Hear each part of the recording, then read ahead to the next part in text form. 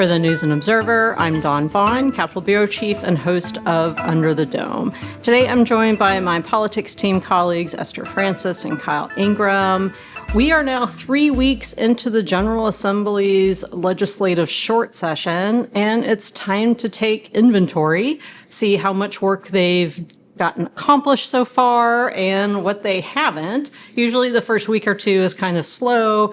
We're now on the start of week 4 as you're listening to this on May 12th. So let's start with property taxes, which has been, there's been more movement on that maybe than anything else, I think, this session. Over the break before session started, the House Study Committee looked at a couple different things and put out a report saying they want to have a constitutional amendment on ballots this fall that would allow the legislature to cap the amount of the property tax rate for local governments, and then also close a tax exemption loophole called the Blue Ridge loophole that has to do with business and housing. The Senate got moving a little bit faster. They didn't have a committee. They had a task force that Senate Leader Phil Berger had put together, and he basically ran this bill with a couple other lawmakers. It was Senator Jarvis that ran it in the actual committees, that would put a pause on tax revaluations for about a year, but really only for a handful of counties. And that passed the Senate, and now it goes to the House. House Speaker Destin Hall has said, sure, we're fine with that, but we have these other things that we're interested in property taxes, and they're probably not going to take up the Senate's bill standalone. It'll probably be along with the other things. The tax exemption, closing that loophole seems to have support from Republicans and Democrats. The constitutional amendment is different. It's vague because it doesn't actually give you an amount. And of course, the local governments have lots of thoughts on this. We've written a lot of stories, both at I have at the state level and our local government reporters at the local government level, because it's budget season. So that's what the Senate passed this past week. We'll see if the House picks it up yet. Probably not. It'll probably be part of some discussion or wheeling and dealing. The Senate did pass another bill that Esther wrote about that has to do with hair legislation. So why don't you explain to people what that bill that the Senate already passed does? Yeah, definitely. So Senator Amy Galey, alongside Senators Moffitt and Sanderson, filed this bill really to sort of remove some of those barriers for people who want to provide natural hair care services. And natural hair care encompasses braiding, locking, twisting, things that maybe you wouldn't need chemicals for. And right now they are people who wanting to perform these services are subject to hours and hours of training for things that maybe they don't want or need to be taught for this. So this bill breaks up natural hair care and hair design, which does use a lot of those chemicals. Instead of licensure for natural hair care would only require certification, and reduces that required 300 hours, which is what it is now, to 10. And Senator Galey did tell me that the number of hours is subject to change, but really just wanting to establish a floor for those kinds of services. And other senators discussing that bill during the vote gave some personal stories, such as Senator Val Applewhite, and discussed how her hair was damaged by people using harmful chemicals, suggesting that 10 hours might not be enough for training. Senator Natalie Murdoch also mentioned how some natural hair care services could require more training than what's outlined in the bill, but the senators seemed very eager to continue working on this. One thing to note is the Democrats that spoke, it's a Republican-sponsored bill, Democrats that spoke are all black women, and I believe one of them had said, you should have also talked to us about this to get input, because these are all white Republican sponsors. Was there anything, were they still happy with the bill? Were there things that like the lawmakers who maybe didn't ask for their input didn't include? It seemed to be things more about relaxing hair chemicals that way, which I know Senator Galey sort of emphasized that the natural hair care wouldn't require chemicals like that. But I think Murdoch made an interesting point that there are some services that could fall under there that are subjective between providers that could wind up requiring chemicals and things of that sort. So I know that they wanted to work more on what was realistic in terms of hours and types of training for related chemicals for these kinds of services. We've got a little bit of tension still, maybe not a little bit, between the parties. I should note that for taking inventory, that Medicaid rebates did pass. That was something accomplished. They had the ceremony at the mansion with Governor Stein, and that was something early on that lawmakers agreed on out of the gate. But other things we've seen with the parties already, with two representatives, Cunningham, Majid, after losing their primary, switched from Democrat to unaffiliated, and Carly Cunningham had her first press conference this past week as an unaffiliated House member. And that was notable because Demi Dowdy, the spokesperson for Republican House Speaker Hall, came out and spoke to reporters briefly, saying that Cunningham wanted to stick to the legislation itself. So she's doesn't want to talk about, like the specifics of working with Republicans and Democrats beyond what they already have. So she was out there with Republicans and Democrats on this bill that has to do with child abuse that might come up at a House oversight meeting coming up. So I just wanted to note that as well. Something else that's been moving, limits on use of social media. Kyle, you wrote about that? Yeah, this is another bipartisan initiative. So there was a press conference last week talking about this legislation that already passed the House last year, actually. It would ban social media companies from letting children under the age of 14 make accounts. And then children who were between the ages of 15 and 16 would have to get parental consent to make an account.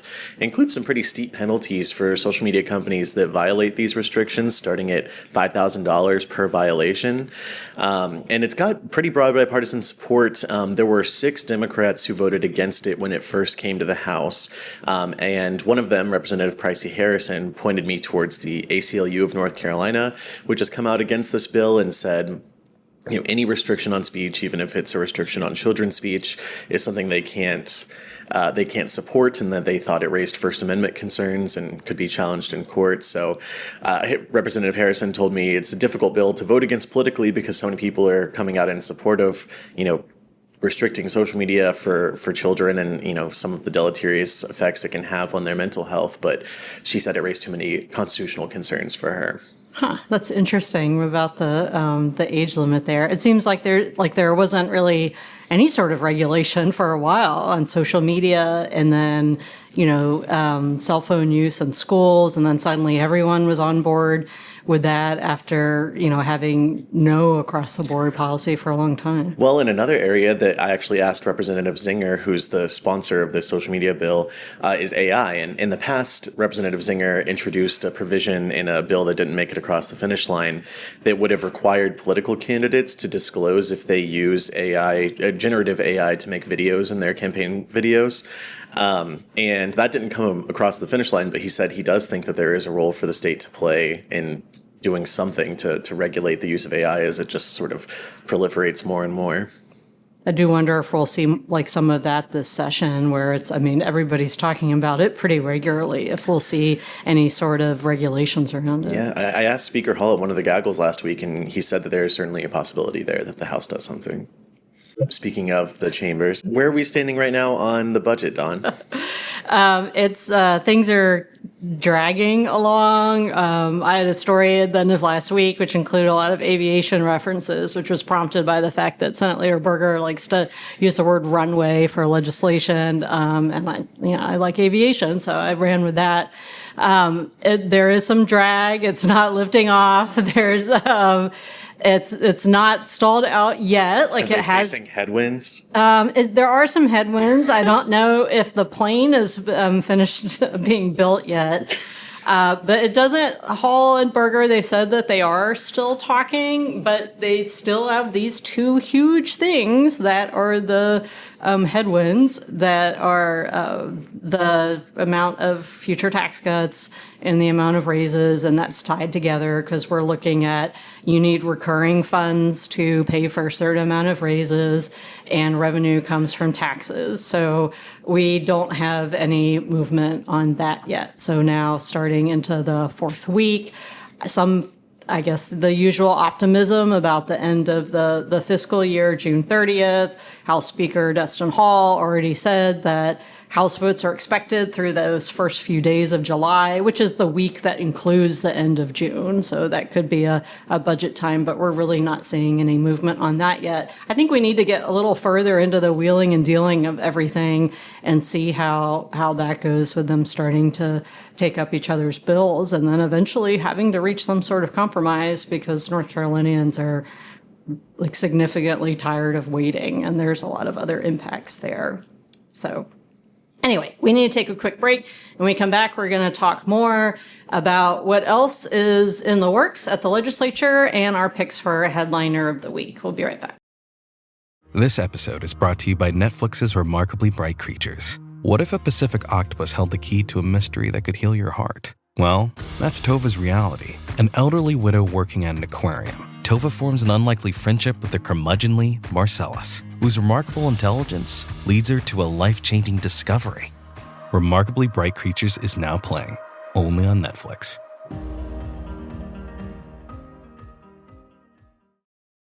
Ryan Reynolds here from Mint Mobile with a message for everyone paying big wireless way too much. Please, for the love of everything good in this world, stop.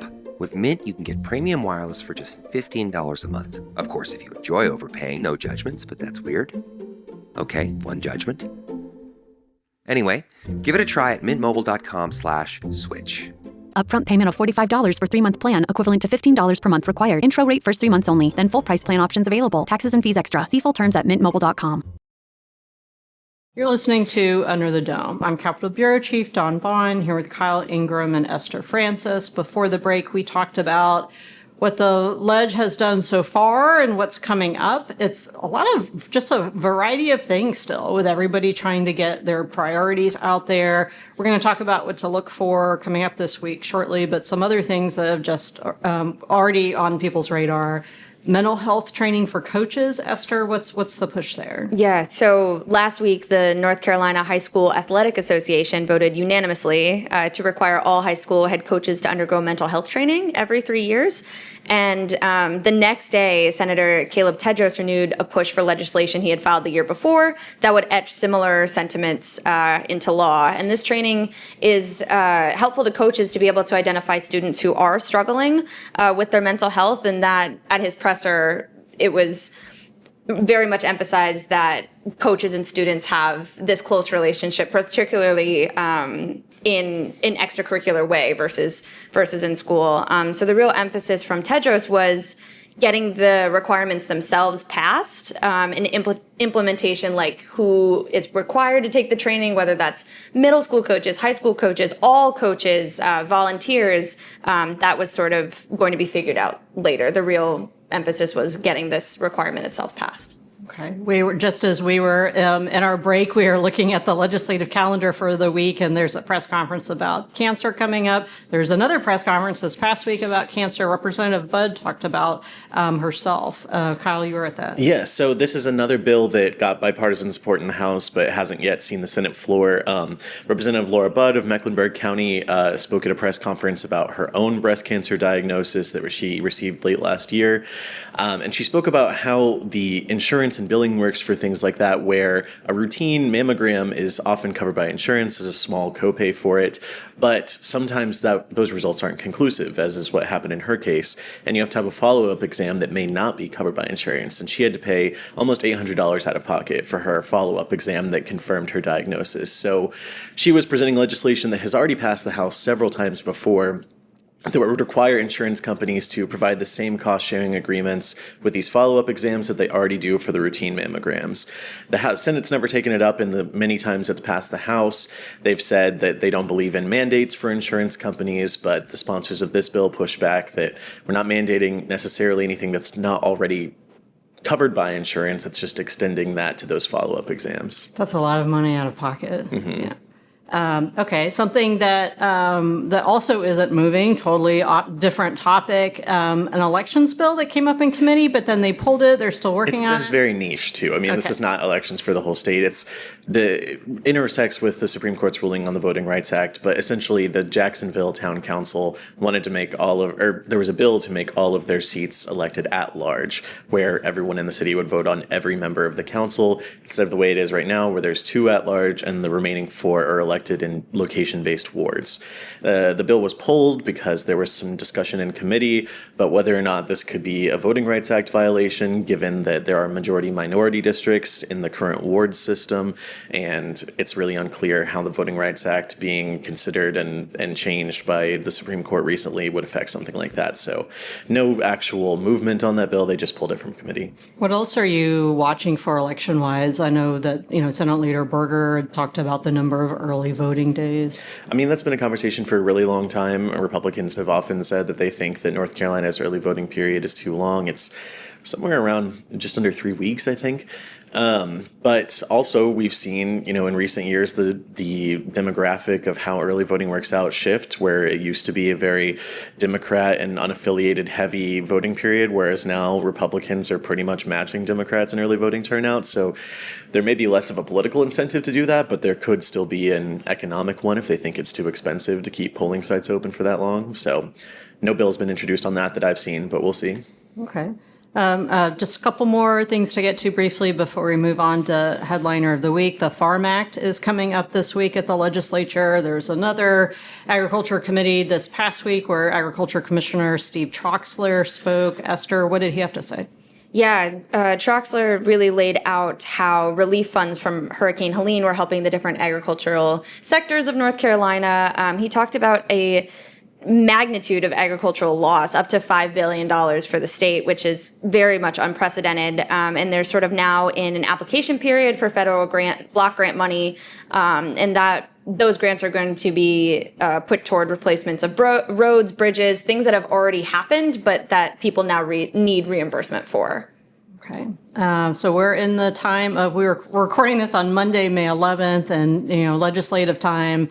It's a lot of hurry up and wait, and then a flurry of a lot of things at once. So we'll be following everything coming up this week. One other thing I wanted to mention before we get to headliner is I had a couple stories run this past week about the North Carolina Education Campus is rising. We finally have images of what that looks like. It's kind of a right angle building. It's right across from the giant globe if you're not already working or spending a lot of time in the state government complex. So it's on Jones Street, and it'll be across from the Museum of Natural Sciences, which has that giant globe. And then it's on Jones Street, right next to the Legislative Building.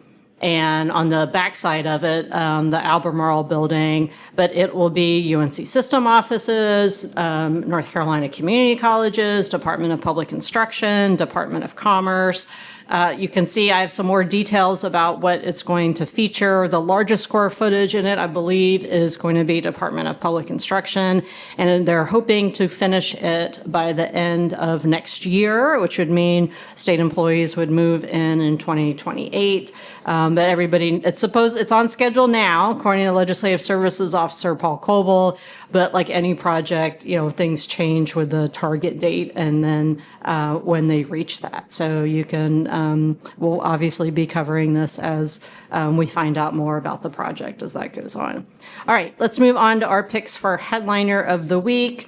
Kyle's is more political. We'll start with you, Kyle. What's your pick for headliner of the week? I took this past Friday off work thinking I would get away from North Carolina politics. I was going to support my friend who just graduated from Campbell Law School, second in her class, by the way. But of course, the commencement speaker was United States Senator Tom Tillis.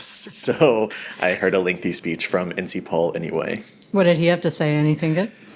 He said that he was going to try and keep it not too political, but I did think it was interesting. He brought up the fact that so many lawyers have gotten in trouble for using AI to write their briefs and having it hallucinate fake case law. So he was telling them not to do that. That doesn't seem good. All right, Esther, what's your pick for headliner of the week? Yeah, I've been having a ton of fun recently watching the NHL playoffs, particularly the Carolina Hurricanes. I am a longtime and loyal Washington Capitals fan, but still, it's been just incredible to watch these Canes sweep the first 2 rounds, go 8-0, and that hasn't happened since the 80s before the format changed to a 7-game playoff series. So it's just been a blast to watch them. We got to see, we had the Stanley Cup in the newsroom a couple of years ago. That was really cool. I think it was the last time that the Canes had gone to the Eastern Conference Finals. So here they are again, and they'll be taking a little break until their opponent is settled. Okay. My pick for headliner of the week is Gary Robertson, a longtime State House reporter for the Associated Press. Can't remember how many years Gary has been at the legislative building. I know he's with AP, I think 33 years.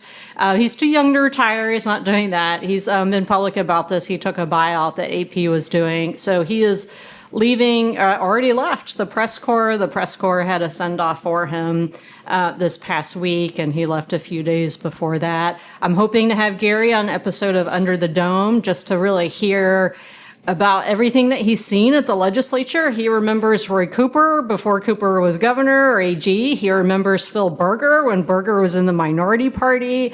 And Gary just really has been such an asset as a colleague and friend at the legislative building and really just helped out so many of us. I know, Esther, it's relatively new, but I'm sure Gary's already given you some advice already. Absolutely. And it is truly it would never be enough time, but I definitely feel very sad that it was sort of a high goodbye.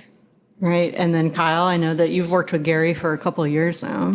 Yeah, I mean, he's been president of the press corps since 2023.